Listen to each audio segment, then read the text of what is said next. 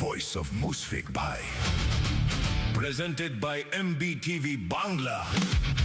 সত্যের কণ্ঠস্বর, জনগণের কথা, জনগণের পাশে। সত্যের কণ্ঠস্বর, জনগণের কথা, জনগণের পাশে। Voice of Musfik Bhai. Presented by MBTV Bangla. Stay connected. যে বিষয়টি নিয়ে আলোচনা করতে হয় বা আমাদের আলোচনা করা উচিত, যেহেতু আমরা খুলনাবাসী, আমাদের নাগরিক দায়িত্ব যে একটি সিটি পরিচালনার ক্ষেত্রে কিভাবে পরিচালনা হবে, এবং এখানে সিটি কর্পোরেশন নাগরিকরা যারা আছেন আজকে ওনারা সিটির যে একটা ফ্লেভার বা সিটির যে একটা মানে পাওনা একটা নাগরিক হিসেবে তার থেকে পুরোটাই বঞ্চিত। কারণ এটা রাজনীতিকে একটা দূরদর্শিতার অভাব। আজকে আমি সিটি মেয়র হব, আমার প্রথম কাজ কি? আমি কিন্তু নগরবিদ না। তাহলে খুলনা কুয়েট থেকে বুয়েট থেকে নগরবিদ এনে এখানকার এক্সপার্ট যে রাজশাহী সিটি কর্পোরেশন করে সুন্দর করেছে, আমরা সেখানে পিছিয়ে ছিলাম কেন? কারণ আমরা অ্যাকচুয়ালি বুঝি নাই যে একটা সিটি কর্পোরেশন পরিচালনার ক্ষেত্রে কি কাজ করা উচিত। 25,000 বাড়ি রাস্তার থেকে নিচে চলে গেছে। এই বিষয়টা আমি নির্বাচনে বহুবার বলেছি। তখনকার দানব ছিলেন তখনকার মেয়র সাহেব, খুব দাম্ভিকতা অহংকারে ভরপুর একজন মানুষ। উনি কথাটা ন্যূনতম বোঝেও নাই, সে শিক্ষা ওনার ভেতর ছিল কিনা আমি জানি না। তো আমরা মনে করি সিটি কর্পোরেশনের মানুষ আমরা, যে এইখানে আমরা সিটির মেয়র আমি হব। আমি কি অ্যাকচুয়ালি? আমি একজন জাস্ট লাইক কেয়ারটেকার, এর বেশি আমি কিছু না। আমি যদি মনে করি নগর পিতা, নগরের সেবক আমি একজন শুধুমাত্র। আমি অসংখ্য এক্সপার্ট যারা আছেন এই বিষয়ে তাদেরকে একত্রিত করে আমি খুলনা সিটি কর্পোরেশনে এত সুন্দর করে গড়ে তুলব যে একটা, এই যে অনেক সময় বলেন গ্রিন সিটি ক্লিন সিটি, এই সুযোগ কিন্তু আসলে খুলনার মতো জায়গায় নেই। হেক্টর হেক্টর জমি লাগে গ্রিন সিটি ক্লিন সিটি করতে গেলে, সেটাতে এই সিটি সম্ভব না। এখানে কি সম্ভব? পরিকল্পিত একটা নগরী, এই কথাটা কেউ বলতে চায় না। পরিকল্পিত নগরী মানে কি? নগরের যে অবস্থায় যা আছে এটাকে পরিকল্পনার আওতায় এনে চমৎকার করে চালানো। তাহলে কি হবে? নগরের প্রত্যেকটা নাগরিক প্রত্যেকটা সুবিধায় থাকবে, যারা সুবিধা বঞ্চিত হবে না। আজকে আমাদের সমাজের প্রত্যেকটা ব্যাধিতে রূপান্তরিত হচ্ছে একটা পরিবেশ, একটা সন্তান। এই যে আমাদের আজকে নগরে যে সন্তান, আজকে বিভিন্ন সময় বলা হয় যে মাদকাসক্ত। কারণ কি? আমাদের সবথেকে যে প্রবলেম, যে প্রকৃত শিক্ষা ব্যবস্থা আমাদের দেশে নেই, এক। দ্বিতীয়ত, সমস্ত জায়গায় রাস্তাঘাট দিয়ে বাড়ি ঘর দোর করে খেলার যে পরিবেশ ছিল সে পরিবেশটা নেই। এর প্রধান কারণ কি? যে আমাদের জনসংখ্যা এত বৃদ্ধি হয়েছে যে আমাদের যে মাঠ খালবিল এগুলো সব এখন ভরে ভরে ঘর বাড়ি তৈরি হচ্ছে, অপরিকল্পিত নগরীতে পরিণত হচ্ছে। আর সবচেয়ে প্রবলেম যেটা, সেটা হলো মানুষের এখন অ্যান্ড্রয়েড আসক্ত হয়ে গেছে প্রচুর পরিমাণ। খুব শর্টকাট মানুষ এগুলো ইউজ করে সময়টা নষ্ট হচ্ছে। মানুষের যতদিন মানুষ বেঁচে থাকবে তার নির্দিষ্ট সময় তার আয়টা হলো কি? যে প্রত্যেকটি সময়, প্রত্যেকটা ক্ষণ, প্রত্যেকটা মিনিট, প্রত্যেকটা সেকেন্ড মূল্যবান। আমরা অবহেলায়, অসচেতনতার কারণে আমরা আমাদের সময়কে নষ্ট করতেছি, এবং আমাদের মস্তিষ্কের ভিতরে এমন একটা কেমিক্যাল বা এনজাইম সৃষ্টি হচ্ছে যার দ্বারা আমরা ব্যাড এলিমেন্টস আমাদের ভিতর তৈরি হচ্ছে, যে কারণের জন্য মানুষ কৃত্রিম সুখ খোঁজে। এই কৃত্রিম সুখের আশায় মানুষ মাদকাসক্ত হচ্ছে। এটা ব্যাধি। আজকে হয়তো মনে করতে পারি যে আমার পরিবারে কেউ মাদকাসক্ত না, এটা ভুল। সমাজ যদি মাদকাসক্ত হয়, আমার সন্তান বা আমার পরিবারের লোক এর থেকে বঞ্চিত যে হবে, এটা বিশ্বাস করাটা ঠিক হবে না। অতএব এটা রাষ্ট্রীয় বিষয়, এক। দ্বিতীয় হলো যে পরিকল্পিত নগরীর প্রধান যে কাজটা, সেটা হলো আজকে দেখেন সরকার পক্ষ ক্ষমতায়, নির্বাচন না দিয়ে একটা প্রশাসক নিয়োগ দিয়েছে। উনি কি করবেন?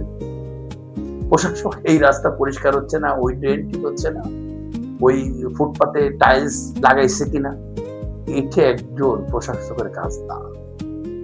প্রশাসকের কাজ কি? উনি এখন পর্যন্ত আমি দেখি নাই কোন নগরবিদের সাথে ভালো কোনো মিটিং করেছে।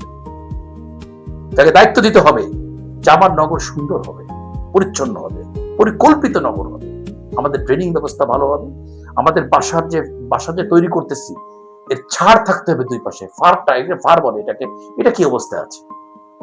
এটা তো অবশ্যই সিটি কর্পোরেশন আগে প্রথম আমাদের যে কেডি আছে এর সাথে একটা যোগাযোগ থাকতে হবে যে আপনারা যেগুলো কাজগুলো করবেন এর থেকে পরিকল্পনার আওতায় জিনিসটা আনতে হবে, তবেই সুন্দর হবে। নচেত কি হবে? আমি মেয়র হব, আমি ব্যর্থতার গ্লানি নিয়ে এই জনগণের গালি খেয়ে একদিন আমাকে পালাতে হবে। আসলে অনেক রাজনৈতিক বিশ্লেষণ আমাদের করা উচিত। সেটা হলো আমাদের দীর্ঘ সময়ের যে রাজনীতির একটা ট্রেন ছিল, যাকে ফ্যাসিস্ট বলা হয়, আজকের যারা তথাকথিত ফ্যাসিস্ট, এই ফ্যাসিস্টের বিদায়ের ঘন্টা খুব অল্প একটা বিষয়ের পরে কিন্তু ফ্যাসিস্টদের বিদায় নিতে হয়েছে।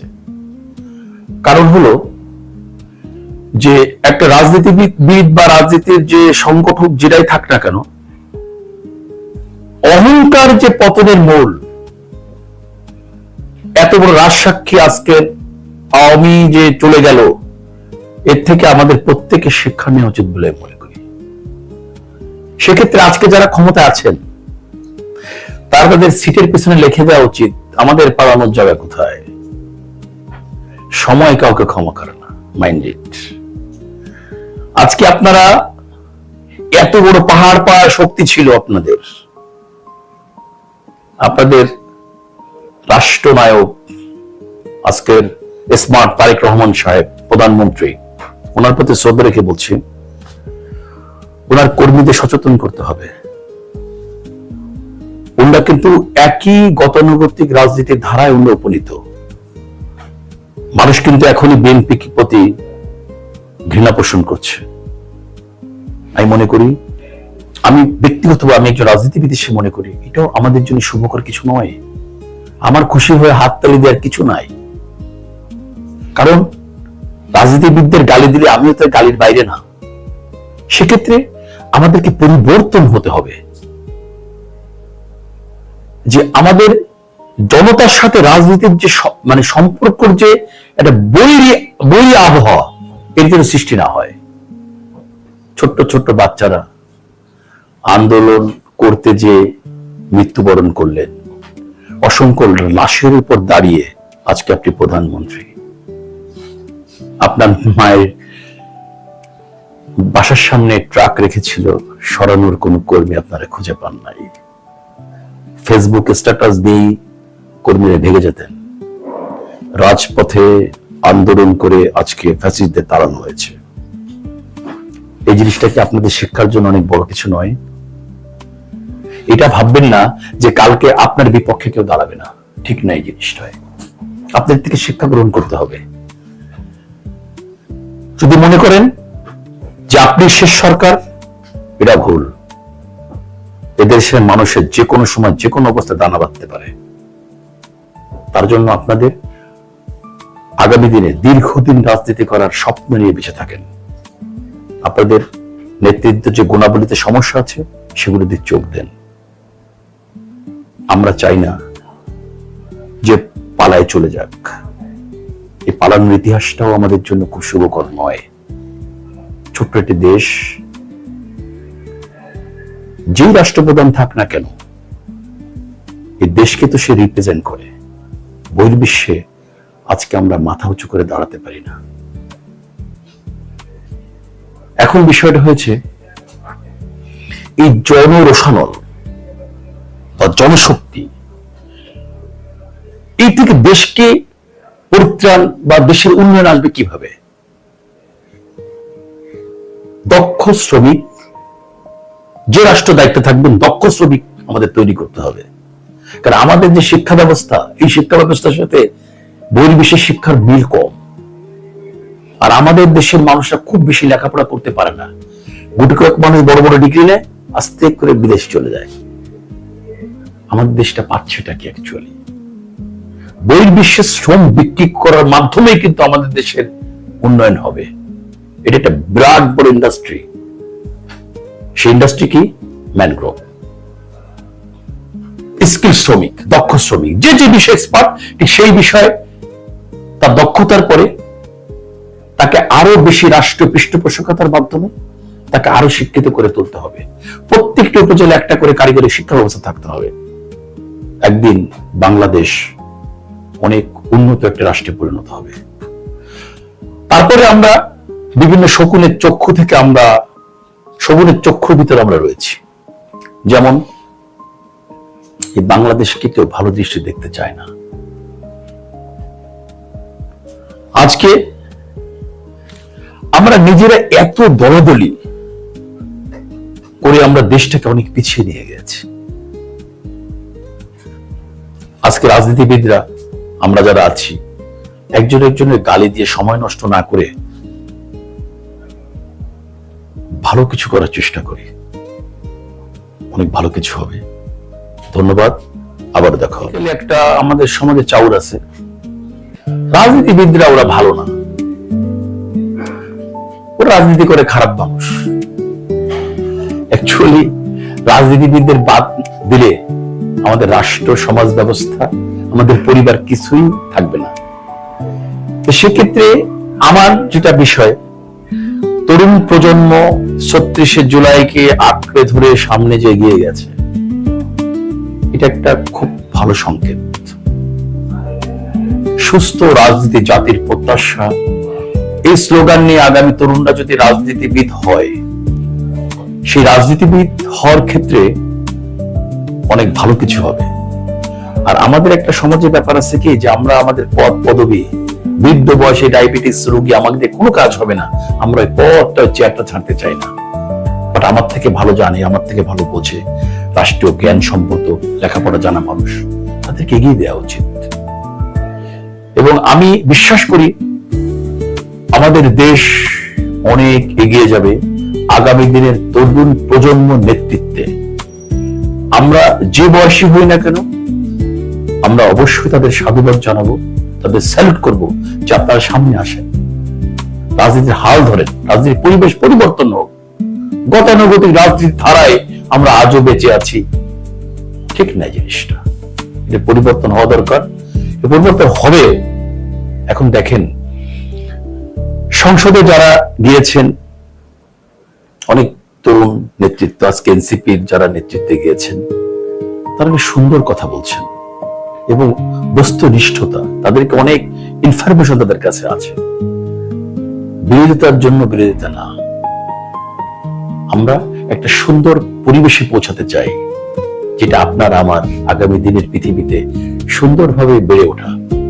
আমাদের প্রজন্মকে এমন একটা জায়গায় দিয়ে যাওয়া উচিত, যেটা একমাত্র রাজনীতিবিদরাই পারে সমাজ পরিবর্তন করতে, আর কারণে তারা হবে না এটা। অতএব আমাদের সবারই ভালো ভালো ছেলে পেলেদের রাজনীতিতে প্রোভাইড করা উচিত। আপনার সন্তানদের আপনি লুকিয়ে রেখেন না, যে আপনারা মনে করছে রাজনীতির রিস্ক, ঝামেলা আছে, ওই আছে না, সে আছে, এটা না। সবাইকে পরিকল্পিত ভাবে এগোয়ে আগামী দিনে আমাদের দেশটা সুন্দর করা উচিত। আজকে আইটির যুগ, এক্সপার্ট, কত সুন্দর সুন্দর মানুষ তার শ্রম বিক্রি করতেছে বহির্বিশ্বে। কিছু তাদের কিন্তু বহির্বিশ্বে শ্রম বিক্রি করতে গেলেও আমাদের দেশের প্রতি একটা মমত্ববোধ, মায়া, এটা অবশ্যই তাদের আছে। তো সেক্ষেত্রে তারা কি চায়, যে আমাদের দেশের কাজ করতে চায় তারা, কিন্তু সেই পরিবেশ পায় না। আমি মনে করি এই পরিবেশটা তরুণ প্রজন্মের রাজনীতির ভিতর দিয়ে আমাদের সুন্দর পরিবেশ পাবে আগামী দিনে, এবং আমাদের সুন্দর সমৃদ্ধ দেশ তৈরি হবে। আর আমি বলতে চাই সর্বপ্রথম, যে যারাই আমরা ক্ষমতায় যান, তারা মনে করে যে দীর্ঘদিন আমরা এখানে অবস্থান করব। আসলে চেয়ারটা খুব পিচ্ছিল এবং গরম। আর একটা জিনিস বলতে চাই, সেটা হলো মানুষের সব পেটে দামি পোশাক হলো কি জানেন, বা দামি অলংকার? কনফিডেন্স, আত্মবিশ্বাস। আমাদের তরুণ প্রজন্মের আত্মবিশ্বাসের অভাব হয়ে গেছে এখন। এই আত্মবিশ্বাসটাকে জুলাই যোদ্ধারা বুঝিয়ে দিয়েছে আত্মবিশ্বাস কি জিনিস। এত বড় একটা রাজতন্ত্র, এত বড় একটা ফ্যাসিস্ট গোষ্ঠী খুব সুকৌশলে গোপনে পালিয়ে যেতে হয়েছে নির্লজ্জর মতো। এটা আমাদের কারোরই কাম্য না। আসুন আমরা সবাই মিলে একসাথে রাজনীতি করি, আমাদের সমাজ ব্যবস্থা, আমাদের পরিবার, আমাদের পরিজন সুন্দর করে আগামী দিন করি। আমাদের রাষ্ট্রটা অনেক সুন্দর জায়গায় যাবে।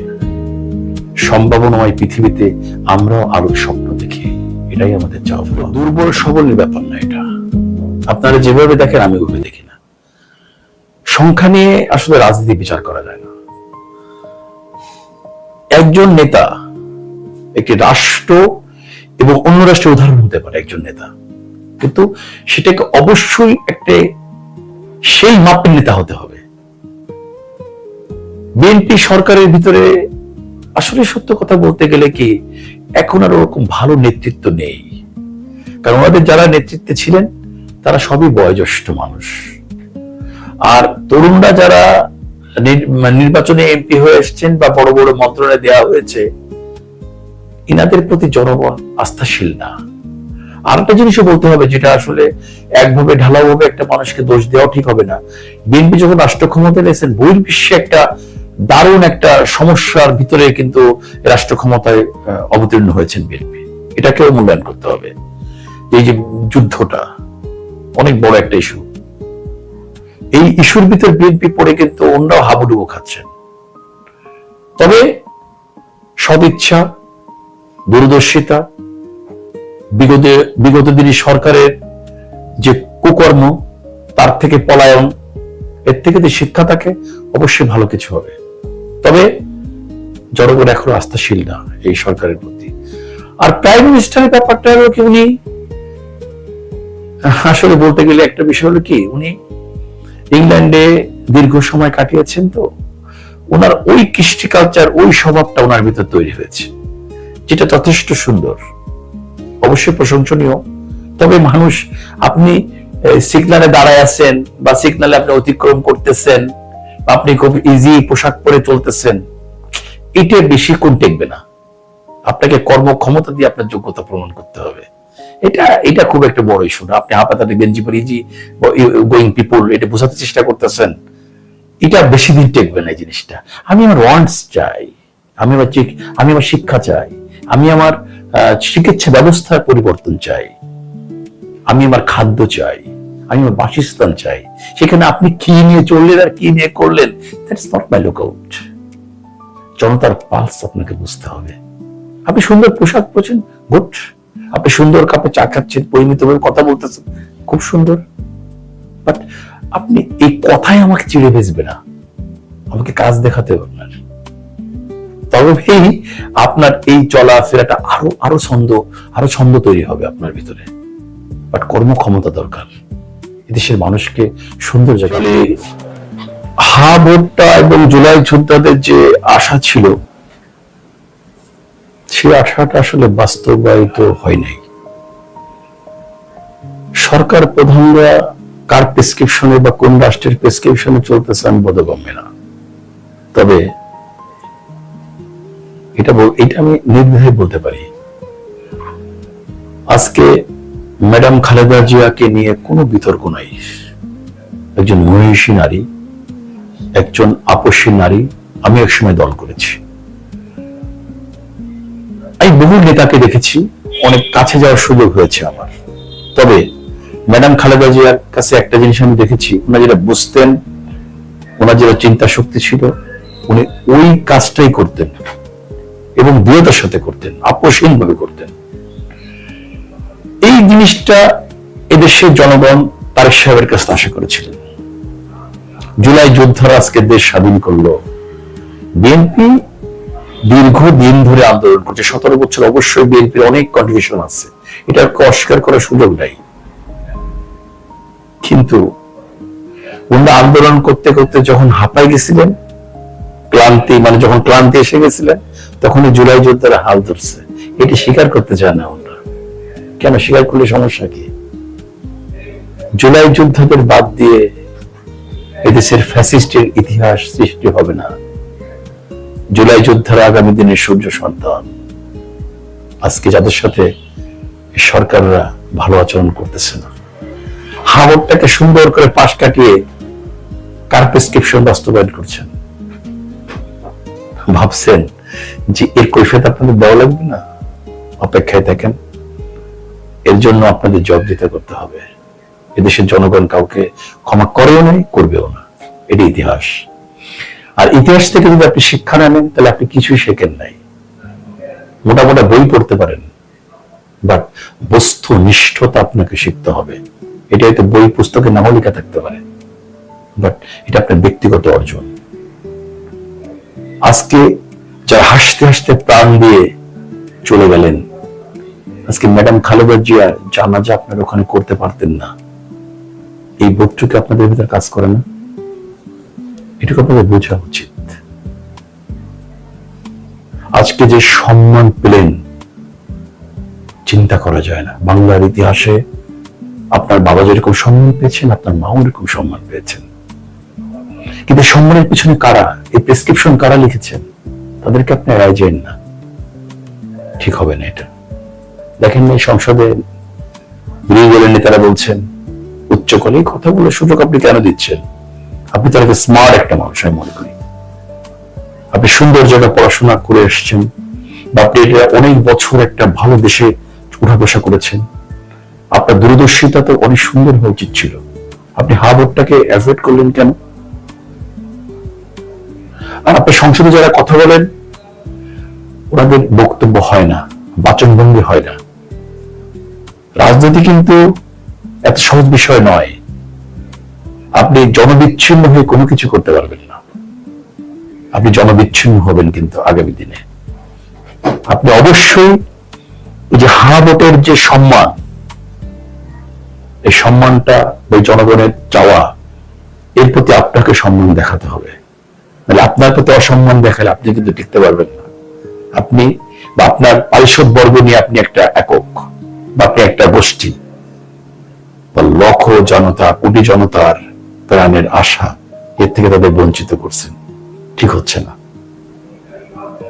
আপনাদেরকে আমি একটা কথা বলি, আমি খুব ছোট্ট মানুষ, বড় কিছু না।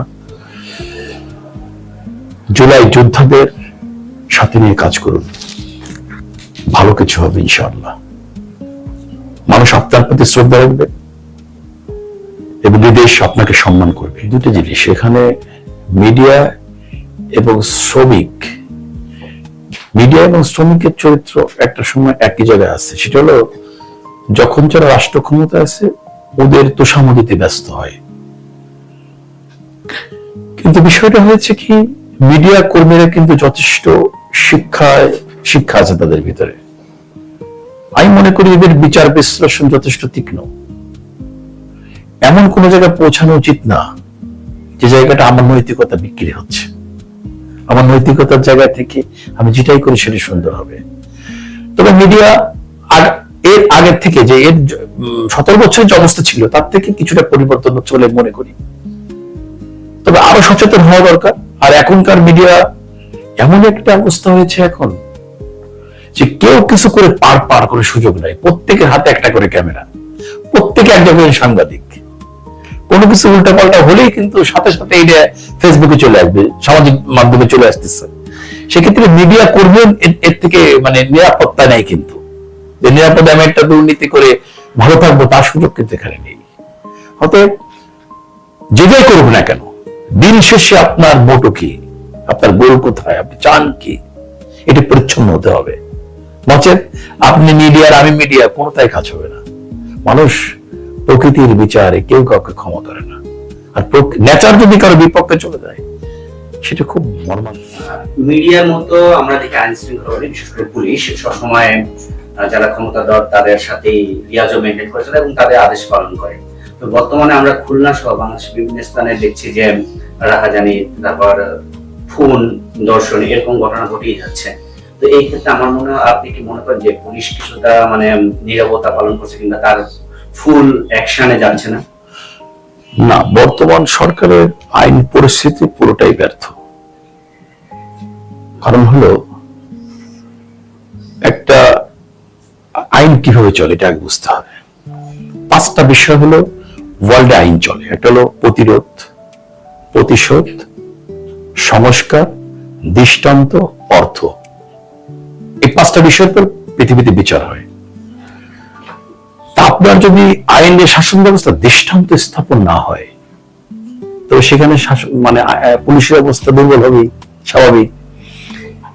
কিন্তু আমি দেখতেছি আমার দেখার মতে বা মানে মিডিয়া বা যতটুকু আমি বুঝতেছি, তাতে প্রশাসন পুরোটাই ব্যর্থ এখন। কেন ব্যর্থ বুঝতেছি না, একটা। দ্বিতীয়ত এমন হতে পারে যে প্রত্যেকটা পুলিশ আতঙ্কিত। ফ্যাসিস্ট সরকারের আমলে অতি উৎসাহে পুলিশের যে পরিণত হয়েছে, ওই পরিণতি থেকে মানুষ খুব আতঙ্কিত হয়ে আছে। এটা হল বেসিক কাহিনী। তবে একটা রাষ্ট্রের প্রথম এবং আইন শাসনের ব্যবস্থা পরিপূর্ণ প্রতিষ্ঠা করা, জনতার নিরাপত্তা নিশ্চিত করা, সেটা কিন্তু খুলনা শহর খুব পিছিয়ে আছে। কার ইশারায়, কি জন্য, কেন, এ প্রশ্ন আমারও। আমি আসলে এই প্রশ্নের উত্তর খুঁজে পাই না। যে পুলিশ যদি চায়, এখনকার যে মানে কি বলে এটাকে, যে টেকনোলজি, এই টেকনোলজিতে পুলিশ একটা ক্রাইমকে ধরে ফেলা অন্টু ব্যাপার। মাদকের সয়লা, কেউ কথা বলছে না। আমি যে আগামী দিনে ভোট চাই, আমার লজ্জা লাগবে। মানুষদের প্রশ্ন করে যে আপনারা কি করেছেন, জবাব নেই।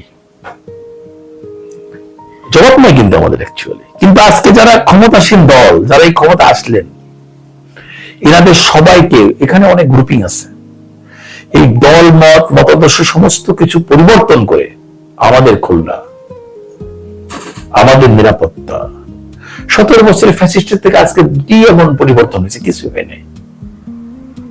জুলাই যোদ্ধাদেরকে বিভিন্ন ক্লেম দেওয়া, তাদেরকে নিন্দা করা হচ্ছে, কলুষিত করা হচ্ছে। কারণটা কি? জুলাই যুদ্ধ যেন এই বিপ্লবের ঘ্রাণটা যেন পরিপূর্ণ দিক না যায়, তাই তো? এরকম না ব্যাপারটা?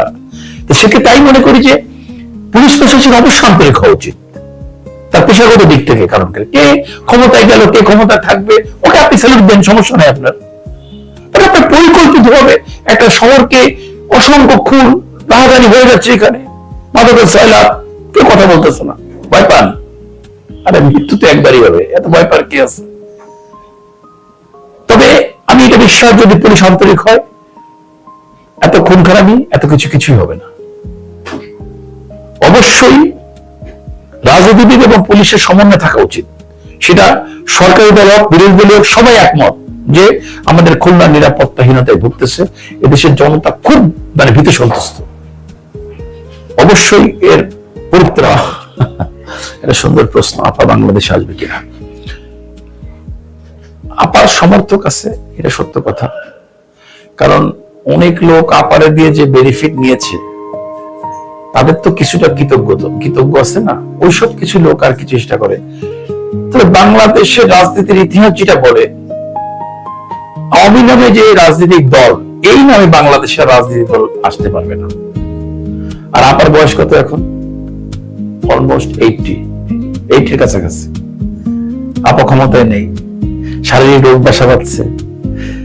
আপা যদি আল্লাহ না করুক কোন ইন্তেকাল উনি করেন, বা মানুষ তো মরণশীল, অবশ্য ওনাকে ইন্তেকাল করতে হবে, আপার বিকল্প নেতৃত্ব দেওয়ার মতো অতটা যোগ্য লোক আওয়ামী লীগে নেই। তা সেক্ষেত্রে আপার জনগণের এখন ঘৃণা তৈরি হয়েছে আপনার। একসময় অনেকে প্রশ্ন করছিল, আমাকেও প্রশ্ন করে যে আপা না ভুল করছে, বঙ্গবন্ধু কি অন্যায়, তার মূর্তিগুলো ভাঙা হলো কেন? এরকম কিছু প্রশ্ন আছে না? এর জন্য আপাই দায়ী। আপার বাবার মূর্তি ভাঙার জন্য আপা নিজেই এর জন্য দায়ী। ওনার নামটাই দেশের থেকে মুছে দেওয়ার জন্য ওনার মেয়েই দায়ী। আপা, আমার ধারণা, আমার যতটুকু বোঝা বা আমার পলিটিক্যাল যতটুকু বুঝি আমি, এই বাংলাদেশ আওয়ামী লীগ নামে কোনো শব্দ আর তৈরি হবে না, এটা সম্ভব না। মুসলিম লীগ একসময় ক্ষমতা ছিল, অস্তিত্ব বিলীন হয়ে গেছে।